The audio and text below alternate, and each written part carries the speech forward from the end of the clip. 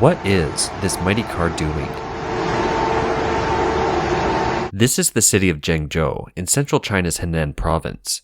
After the July 20 floods receded, the outbreak in Henan started again on August 1. At 10 p.m. on August 6, the city's sanitation department used a large spray truck to disinfect more than 1,700 roads and more than 680 vehicles, utilizing over 3,200 personnel. After the flooding, an outbreak started in Henan. This video shows a couple getting married in one of the cities in Henan. The bride and groom are informed that the bride is under an outbreak lockdown and cannot return.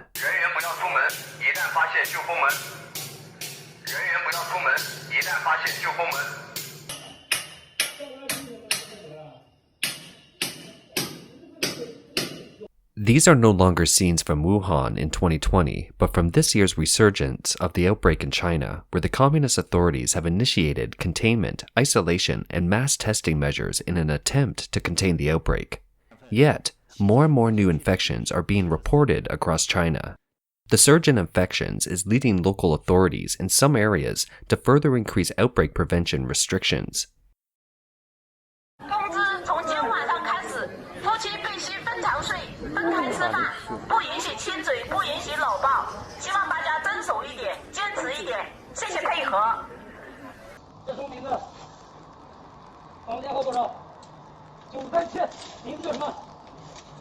Since the area is locked down, where only entry is allowed and there is no exit, this man was pushed to the ground like a criminal after climbing over the wall. There was no personal freedom at all. On August 1, the outbreak returned to Wuhan, where it originated.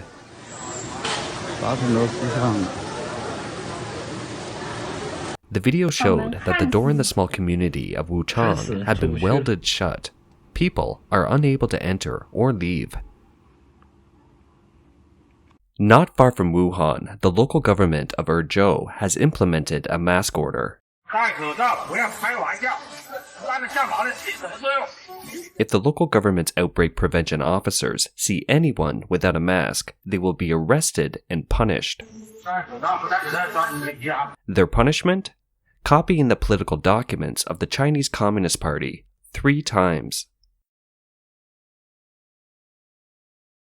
从晚上7点多钟到这里来，一直就待在这里。80岁的老人，你现在坐在这里，现在已经凌晨了，凌晨5点钟，你看，抱着小孩，2岁的小孩，做的这种事情，你看看，4人1做的就是这样的事情，4人1发热门诊，什么都不管不问，有没有人管？ The Communist Party has taken extreme control measures, and many cities in China where the outbreak has resumed are experiencing the same circumstances as in 2020, such as a lack of food and water for people in restricted areas.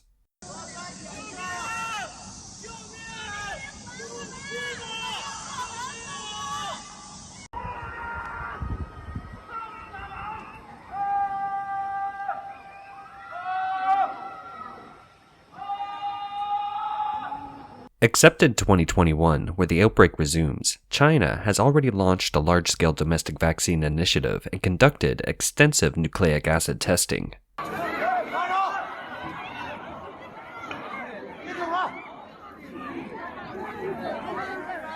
However, this has not stopped the resurgence and rapid spread of the outbreak in China. China's pervasive corruption, among other factors, has made the total eradication of the virus an increasingly distant dream for the CCP. The source of the fierce August outbreak is thought to have been Nanjing's Lukou airport, where confirmed cases were detected on July 20, but the airport was not closed until July 26, leading to the spread of the outbreak to 18 provinces and cities.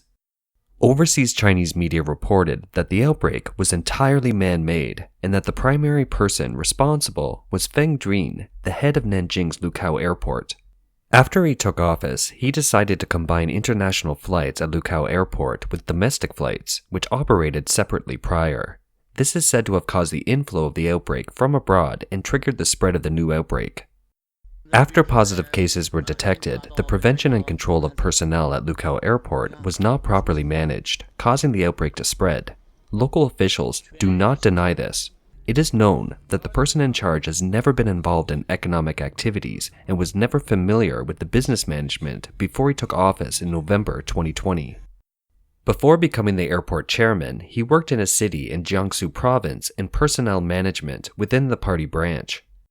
Following the outbreak in Nanjing, Zhengzhou in Jiangsu province has become the hardest hit area of the outbreak, with the highest increase of confirmed cases in the country. Video footage shows that at midnight on August 8, more than 4,000 healthcare workers from all over Jiangsu province were rushing to Zhengzhou to assist.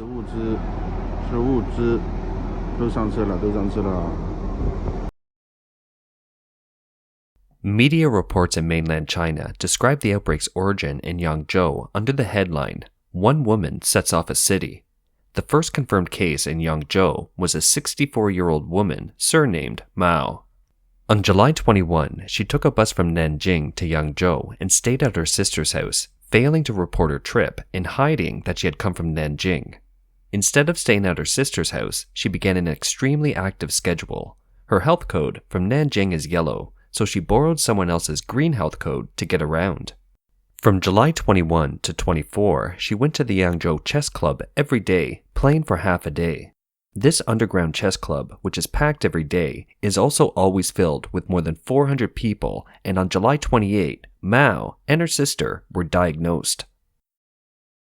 Currently, the Zhengzhou city government is still looking for people who attended the chess club and has even introduced a reward policy.